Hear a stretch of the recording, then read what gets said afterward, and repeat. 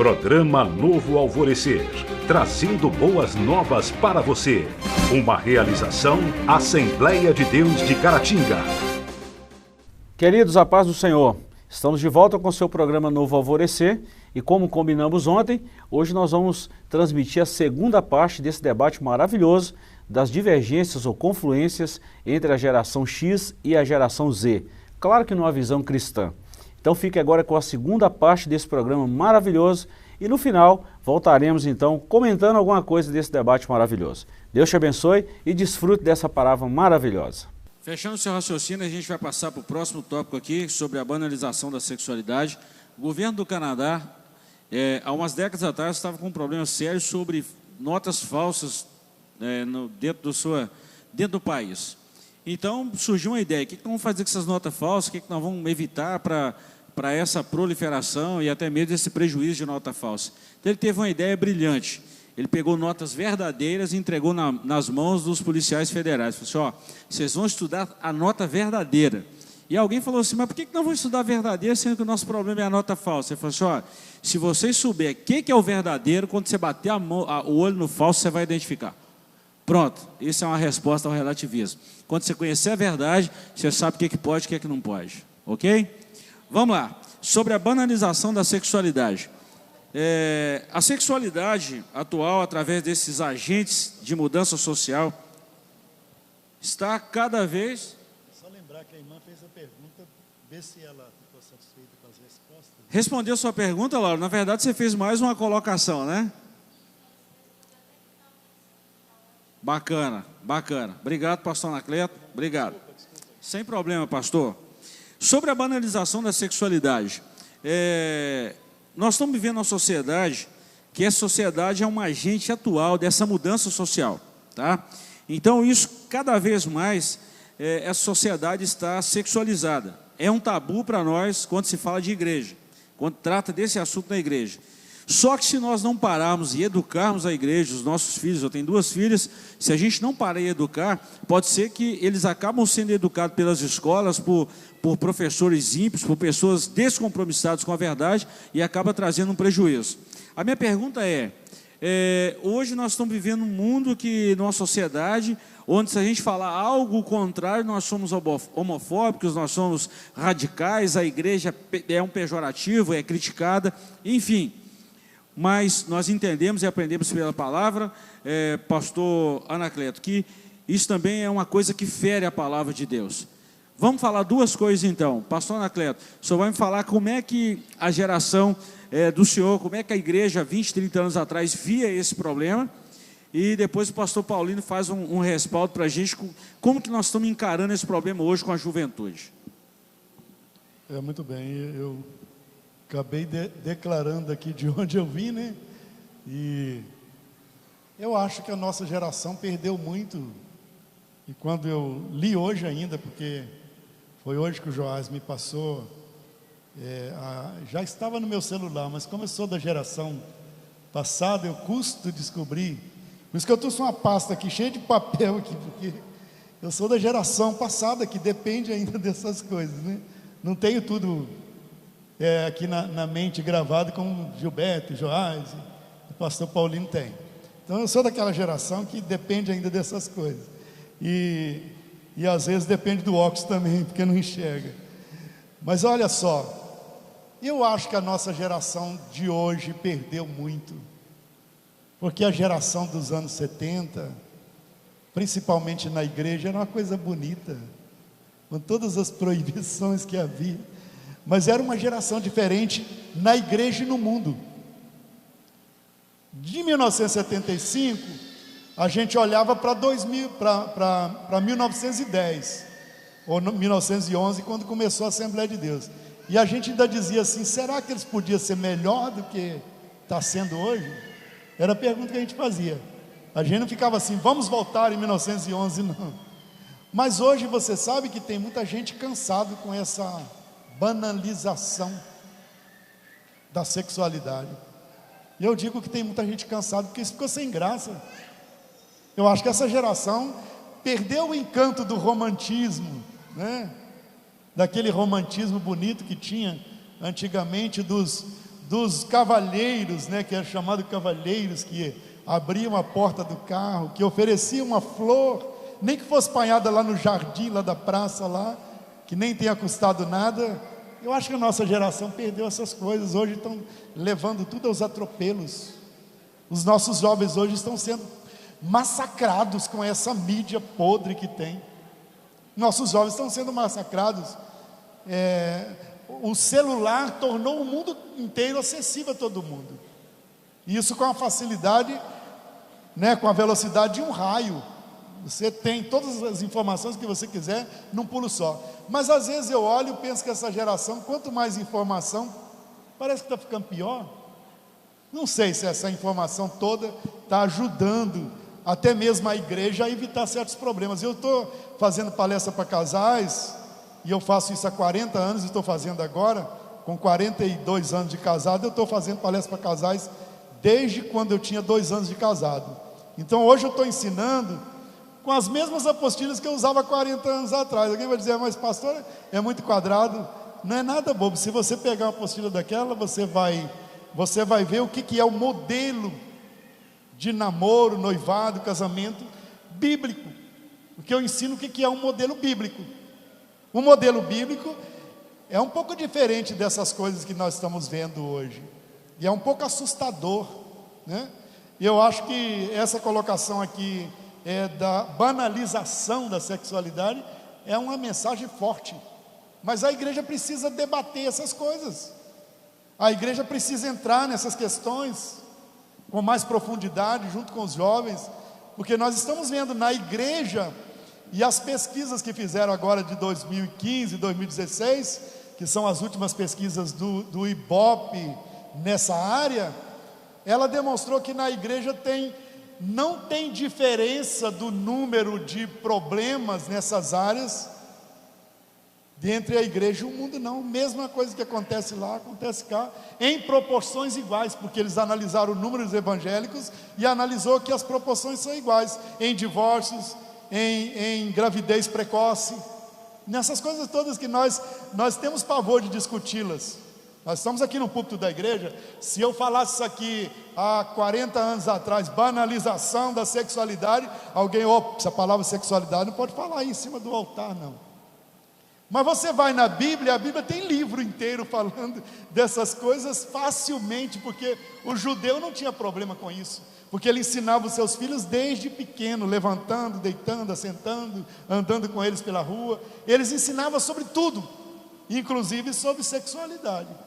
Pastor, só complementando o que o senhor está falando aí. Eu já encerrei, eu acho que estou. Não, de jeito nenhum. Estou só complementando as suas palavras aqui. Não, uma coisa assim que muita gente é um tabu que precisa ser quebrado, porque em algumas doutrinas, né? Algumas doutrinas, acredita-se que o homem caiu por causa do sexo que ele cometeu lá no Jardim do Éden. Isso é uma doutrina que precisa ser quebrada. Não tem nada a ver isso. O sexo foi criado por Deus dentro do casamento e é uma bênção. Agora, fora do casamento é um problema, é uma queima de etapa. E os nossos jovens precisam saber disso. Por que eu estou dizendo isso? Porque hoje, dentro do ensino fundamental, dentro do ensino médio, dentro de uma graduação, que são as faculdades, pregam isso com a maior naturalidade. Isso precisa ser combatido biblicamente. O sexo é uma bênção dentro do casamento, fora dele pode ser uma maldição. Tudo isso que o senhor falou aí. Eu acho horrível uma mensagem que é passada hoje, eu já encerrei, mas só lembrando aqui, que se um jovem disser assim, quantos anos você tem? Para outro jovem, ele diz, tem 16. Ele diz, você mora onde? Eu moro na casa dos meus pais. Parece que o mundo desaba. Olha, gente, parece que o mundo acabou, porque você mora com seus pais até hoje. Parece que a pessoa é única no planeta, né? E nós que somos igreja, nós temos que nos importar com essas coisas. Nós temos que nos levantar contra essas coisas. E nós temos que declarar isso para os nossos jovens numa linguagem mais aberta. Eu acho que nós estamos com muito medo de expor e perder o jovem, de dizer para ele que os jovens do passado viviam vida santa e que hoje temos que viver a mesma coisa. E isso não é costume não, viu? Isso não é costume não. Essas coisas não estão na área do costume não. Essas coisas estão na área da doutrina bíblica. O senhor falou de sexo fora do casamento. Como que ele é chamado biblicamente? Fornicação. Fornicação é pecado, e fornicação pode levar a pessoa para o inferno. E a gente não fala isso com as pessoas. Eu faço noivado de vez em quando eu me atrevo, eu digo assim: o que vocês pretendem com o noivado? Aí a pessoa diz: não, eu pretendo o noivado porque nós estamos querendo casar. E eu digo: o que você pensa sobre o casamento? Eu acho que é uma coisa boa. Eu digo: você não está querendo ficar noivo porque você quer uma porta mais aberta não, né? Porque se for uma porta aberta, você vai se dar mal. E eu falo isso. Hoje, graças a Deus, já criei minha filha. Quando ela ficou adolescente, eu entrei em pânico, eu quase fiquei doido. Eu tinha um quarto lá em casa que o jovenzinho chegava lá com aquelas vozinhas meia grossa: eu venho pedir a sua filha. Eu falava: não precisa conversar grosso não, vem cá dentro do quartinho. Eu levava no quartinho à parte. Chegou um dia que a minha filha, com 22 anos, ela falou: pai, eu não vou casar mais não, né?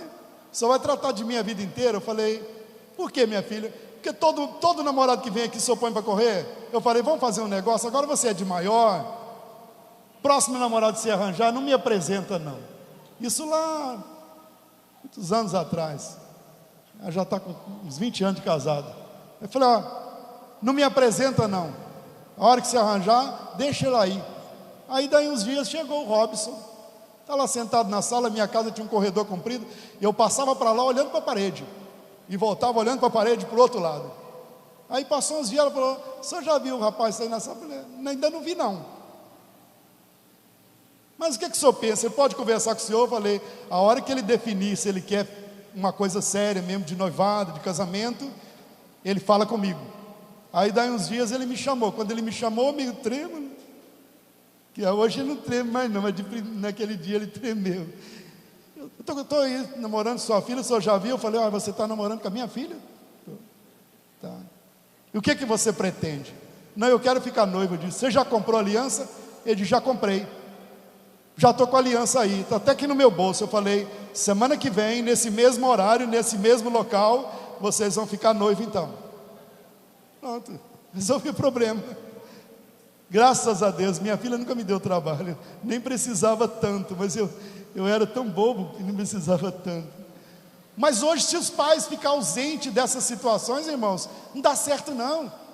Deixa aí, meu filho é homem, ele vive a vida dele que ele quiser. As filhas dos outros lá que prendem as suas cabritinhas. Isso não é linguagem de um pai não, e mãe não. Pai e mãe tem que ter responsabilidade. É filho homem, é filha mulher, tem que saber o que eles querem da vida. Porque nós estamos vivendo uma geração que também não quer saber mais o que vai ser amanhã. Aí os jovens estão entrando numa aventura, por falta de preparo, né? Um dos últimos noivados que eu fui fazer, eu falei: fala para mim, o seu pastor, o que vocês quiserem. Aí ninguém falou nada. A menina cutucou nele e falou assim: fala, o pastor está aí, fala com ele, aquele assunto que eu te falei.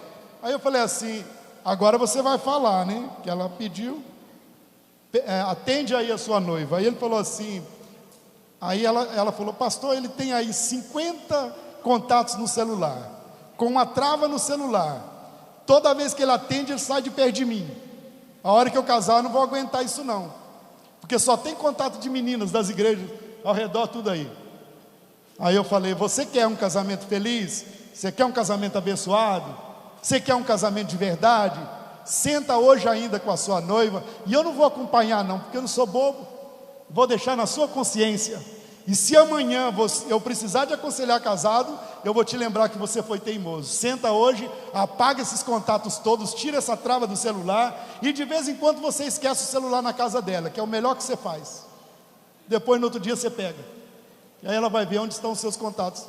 Aí passou 3 dias, eu estou lá na igreja, ele está assim para mim, de vez em quando: pastor, aí terminou o culto, o pastor, está tudo certinho, nós sentamos, choramos junto, foi uma maravilha, e Deus até quase nos renovou. Eu falei: graças a Deus. Está lá casado, feliz. Isso é muito bom. Bom, acho que eu estou intrometendo demais, eu vou parar. Está tranquilo, pastor, está tranquilo. Esses debates, isso é muito bom. Eu acredito que estamos sendo edificados com a palavra de Deus através de conversas assim. Isso alcança assim, um conteúdo muito bacana. Alguma pergunta sobre esse assunto da banalização? Nós vamos ter uma pergunta, pastor Paulino vai responder, e depois a gente faz um fechamento e vamos para o último tópico do nosso debate. Alguma pergunta? Alguém quer perguntar? Uma jovem ali, por favor, fale o seu nome e faça a sua pergunta. A paz do Senhor a todos. Meu nome é Camille e eu quero saber se... Eu vou dar um exemplo. 2 jovens estão namorando, da Assembleia de Deus, sabe de todas as doutrinas, sabe de todas as coisas, e acontecem deles caírem no pecado, que é a fornicação. E muitas pessoas falam que quando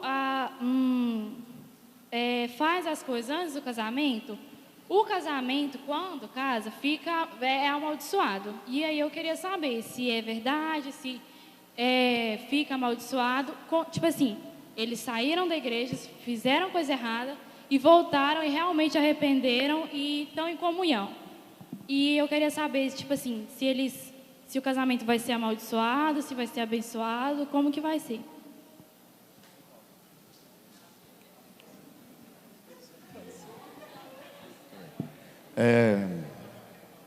Olha, todos nós, toda pessoa, qualquer pessoa, está sujeito a errar, como a irmã acabou de falar, os noivos, né? Não vigiou, vacilou e pecaram. Se estão na igreja, até a irmã ainda disse assim, que aí saiu da igreja, depois voltou. Eu acho que nem precisa desse processo, sair da igreja, casar lá e depois voltar. Não, errou, procura o pastor da igreja, vão tratar do assunto, vai aplicar a disciplina cabível e vão tocar a vida pela frente. Então, houve arrependimento, então tem perdão. A maldição no casamento, quem faz ela somos nós. Tanto faz a bênção no casamento, como a maldição no casamento, quem faz ela somos nós.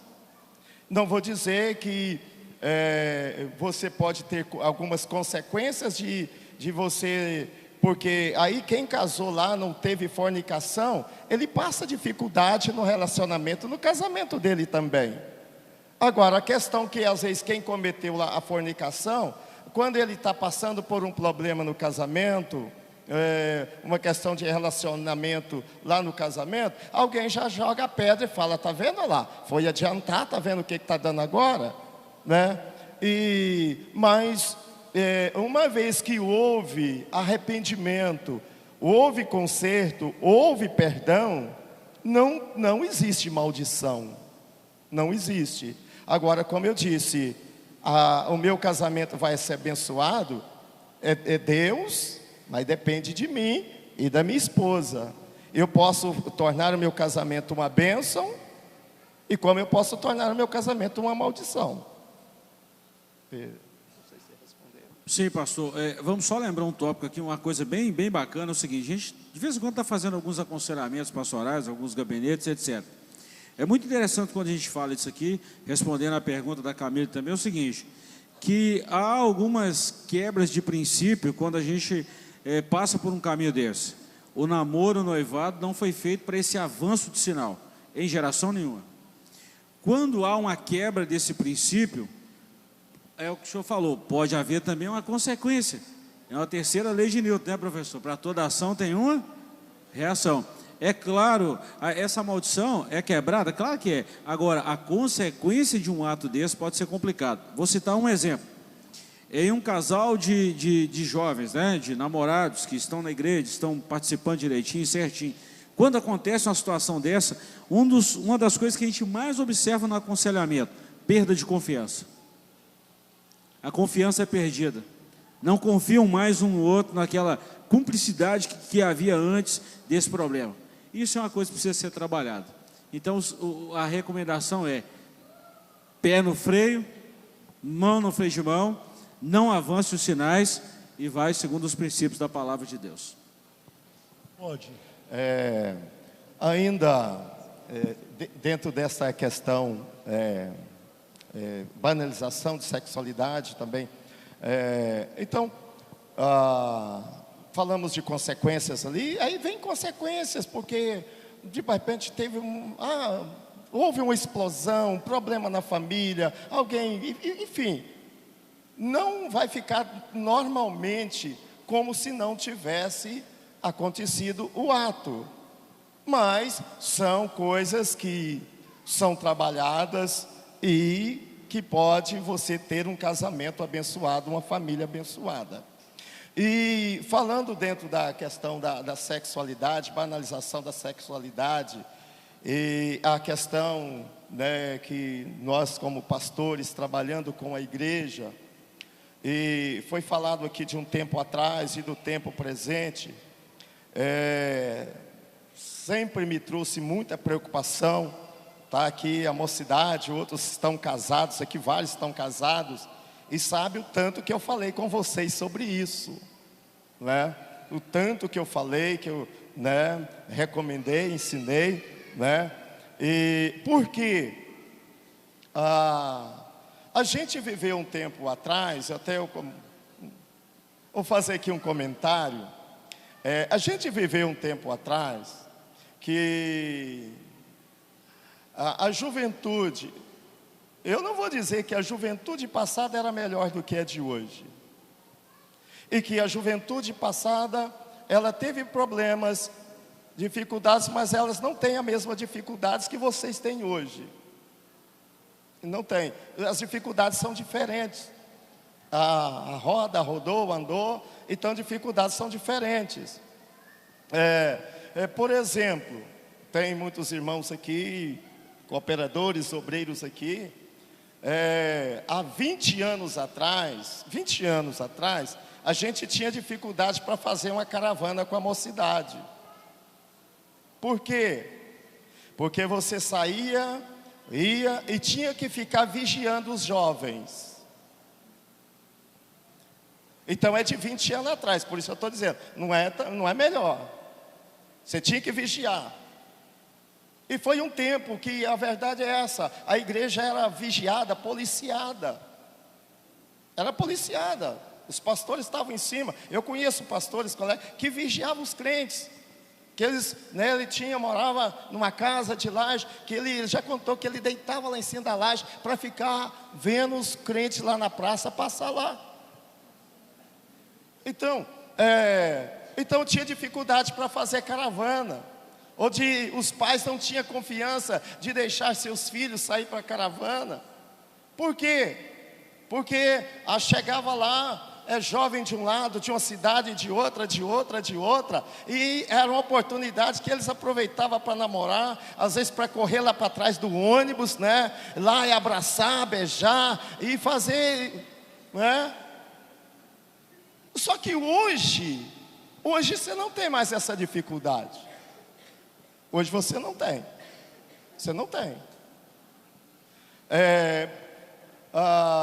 Eu não sei que parecia que, porque às vezes fala assim, que hoje parece que essa questão de sexo está na cabeça de todo mundo, e realmente está, mas não é que no tempo passado não estava. Vamos dizer que se mantinham, se respeitavam, se continham, não é? Mas aí hoje a gente encontra outras dificuldades, né? Porque eu não sei qual que é a diferença, sabe? Aí de repente alguém pode falar, mas há um tempo atrás, tempo de juventude minha, se o jovem sentasse perto de uma moça, o rapaz perto de uma moça, aí sentia o calorzinho dela lá e tal, daí a pouco ele estava, tá tudo aflorado. Aí hoje a gente vê o jovem encosta numa moça, rela para lá, rela para cá, e você pergunta para ele, ele fala que está normal, que ele não teve reação nenhuma, que ele não sentiu nada. Ou ele está muito santo, né? Então a gente está vivendo, irmãos. É muito séria essa questão.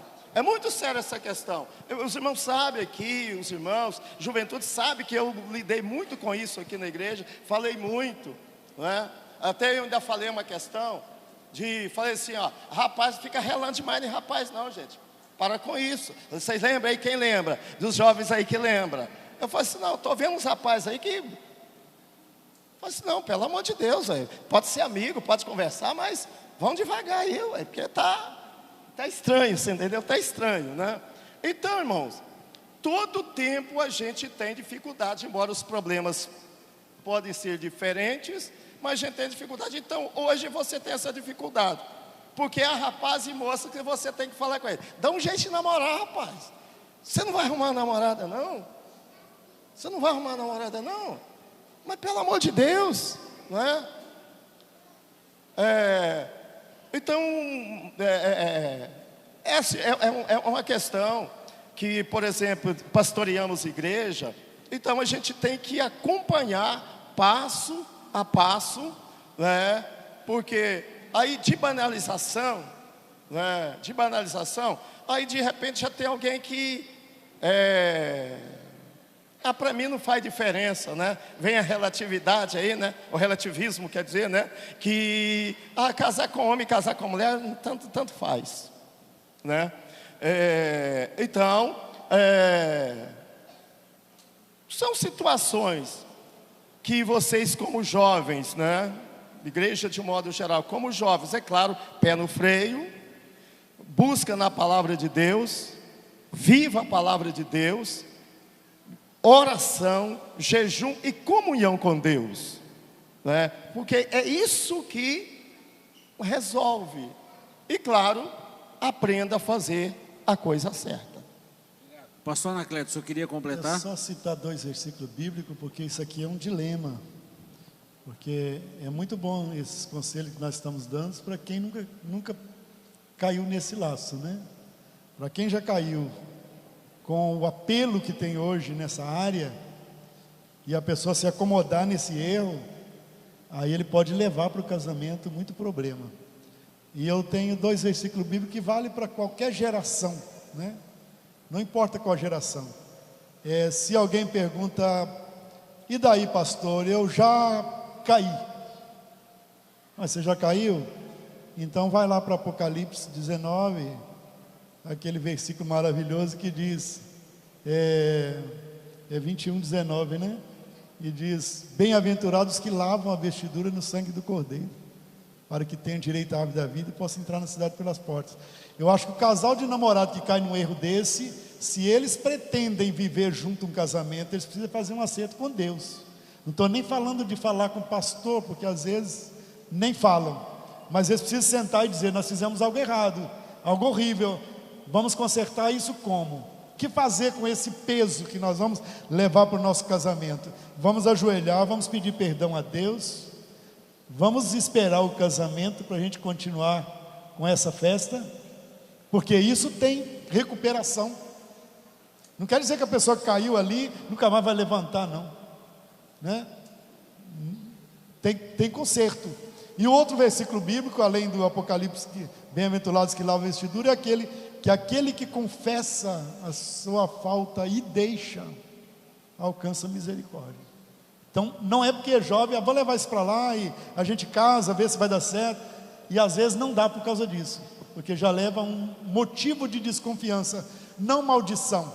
Isso não vai gerar automaticamente a maldição, vai gerar dificuldades no casamento. Então é melhor zerar antes. Verdade. Eu li um livro um tempo atrás sobre relacionamento, eu leio muito sobre casamento, sobre relacionamento, desde de solteiro. E um livro que eu li muito interessante é o seguinte, que o divórcio começa no namoro. Então, se queima uma etapa no namoro, se queima uma etapa no noivado, pode saber que o casamento vai ser problemático, se não houver um conserto. Irmãos, acredito que vocês foram ricamente abençoados pelo Senhor, e fica aqui o nosso agradecimento pela companhia nesse programa de hoje. Amanhã temos um encontro marcado no mesmo horário, nesse mesmo canal, onde transmitiremos a segunda parte desse debate que iniciamos hoje. Deus te abençoe, muito obrigado pelo carinho de sempre e até amanhã, se Deus nos permitir. Programa Novo Alvorecer, trazendo boas novas para você. Uma realização Assembleia de Deus de Caratinga.